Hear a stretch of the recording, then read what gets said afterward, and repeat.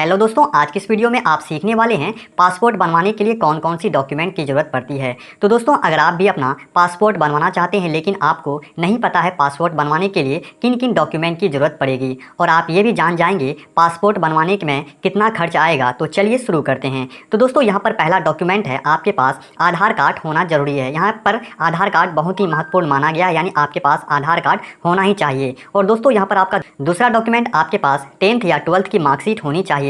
अगर दोस्तों आप कम पढ़े लिखे हैं, यानी मेरे कहने का मतलब है अगर आपके पास 10th या 12th की मार्कशीट नहीं है तो कैसे बनेगा।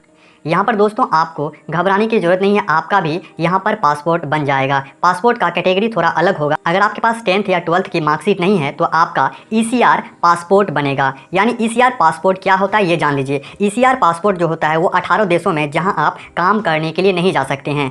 तो दोस्तों, यहाँ पर आप स्क्रीन में देख सकते हैं इन देशों में आप काम करने के लिए नहीं जा सकते हैं। और दोस्तों, यहाँ पर अगर आपको इन देशों में काम करने के लिए जाना भी होगा तो आपको अलग से इमिग्रेशन करना होगा। ये इमिग्रेशन आप एयरपोर्ट पर करवाना होता है। इसको आप करेंगे तो अलग से एक चार्ज लगता है। वो चार्ज पे करने के बाद देन आप उस कंट्री में जा सकते हैं जो 18 कंट्री है। यहाँ पर आप स्क्रीन में दे दिया हूँ, इस कंट्री में आप इमिग्रेशन के बाद आप जा सकते हैं। अब बात कर लेते हैं कि अगर आपके पास 10th या 12th या ग्रेजुएशन का अगर आपके पास मार्कशीट वगैरह है तो यहाँ पर आप नॉन ईसीआर में आप गिने जाएंगे। यानी आपका यहाँ पर जो पासपोर्ट बनेगा नॉन ईसीआर बनेगा। पासपोर्ट में आप कहीं भी किसी भी देश में काम करने के लिए या पढ़ने के लिए यानी किसी भी घूमने के लिए भी जा सकते हैं, काम करने के लिए भी जा सकते हैं। और दोस्तों, आपके पास तीसरा डॉक्यूमेंट पैन कार्ड होना चाहिए आएगा। और चौथा डॉक्यूमेंट है यहाँ पे आपके पास बैंक का पासबुक भी होना जरूरी है। अगर आपके पास बैंक अकाउंट नहीं है तो आपको सबसे पहले बैंक अकाउंट आपको ओपन कर लेना है, यानी अपना एक खाता खुलवा लेना है। किसी भी बैंक में आप खाता खुलवा सकते हैं और अपना एक पासबुक आपको निकाल लेना है। और दोस्तों, यहाँ पर आपका जो पांचवा डॉक्यूमेंट है, अगर आपके पास डेट ऑफ बर्थ है यानी आपका किसी तरह का एज प्रूफ है तो आप वो भी लगवा सकते हैं।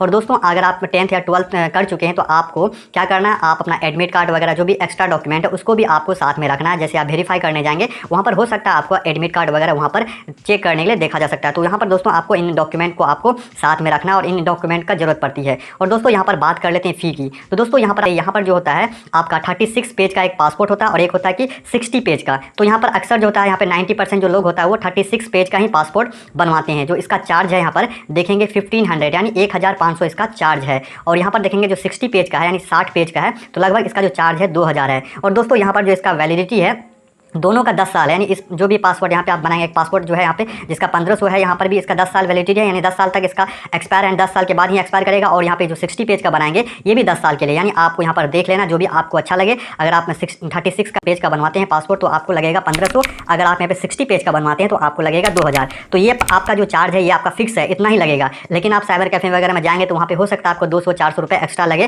क्योंकि वहाँ पे वो जो आपका काम करेगा तो वहाँ कुछ लेगा ही। दोस्तों, यहाँ पर मैं आपको बता दिया हूँ किन किन डॉक्यूमेंट की आपको जरूरत पड़ेगी पासपोर्ट बनवाने